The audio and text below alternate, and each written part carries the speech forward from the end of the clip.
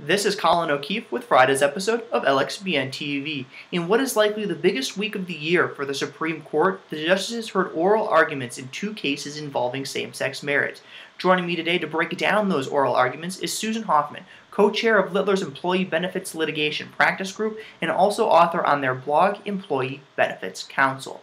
Susan, first, what is your take on the biggest arguments in the Prop 8 case? For example, you wrote on the fact that all parties involved seemed to agree this was very similar to Loving v. Virginia, the Supreme Court case on interracial marriage.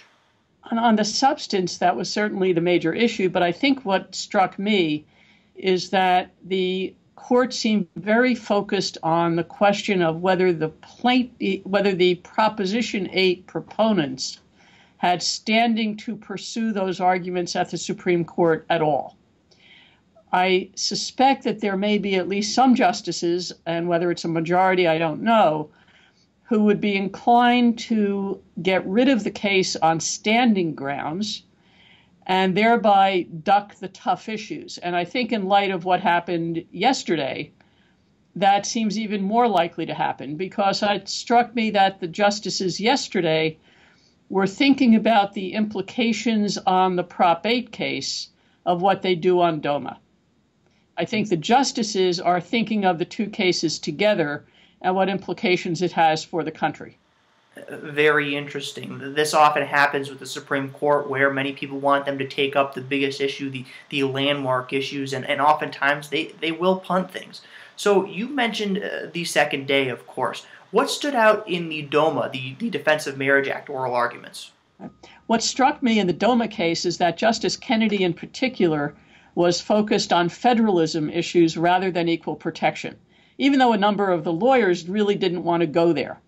And one reason might be that if he can strike down DOMA on federalism grounds, which means that the federal government shouldn't be telling the states what a marriage is, then they don't need to address the equal protection question, which means that they don't write an opinion that would give same-sex couples in other states the right to say equal protection requires the state to grant us the status of marriage. If they don't reach the equal protection grounds, but they strike down DOMA on federalism, and then they strike down the Prop 8 case on standing grounds, they may end up where they want to be in terms of allowing those states to continue to recognize same-sex marriage that want to, and allow those states that don't recognize same-sex marriage to continue not to do that. Interesting. So you've alluded to the fact that DOMA being struck down and the Prop 8 issue being punted is a very real possibility. How can one be struck down and the other not? And if that happens, where does that leave same-sex marriage on a national level? Well, it's not clear what happens if they get rid of the Prop 8 case on standing grounds, because the decision below was that the Prop 8 was invalid. And the reason there's no standing is that the state of California was no longer willing to defend Prop 8.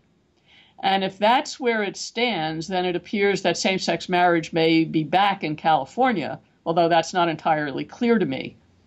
In other states, the state would be free to have either a court case or a ballot initiative that either allows for same-sex marriage or for domestic partnerships or civil unions.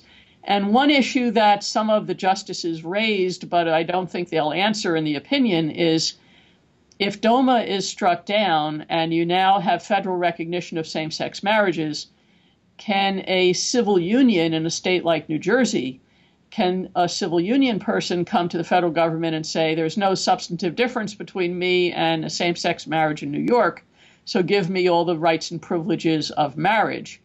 Which led some of the justices to say, could the federal government say, we're going to deem as a marriage any, civil union or long-term relationship between two people of the same sex? And I think everyone agreed that the federal government could do that.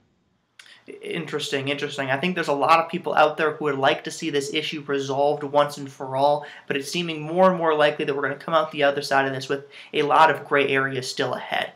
Once again, that was Susan Hoffman of Littler. For more of her analysis on these oral arguments, be sure to visit employeebenefitscounsel.com. And as always, visit us at lxbn.com for more of these LXBN TV video interviews, along with curated commentary from the LexBlog Network's more than 8,000 lawyers. Thanks for joining us, Susan. Thank you.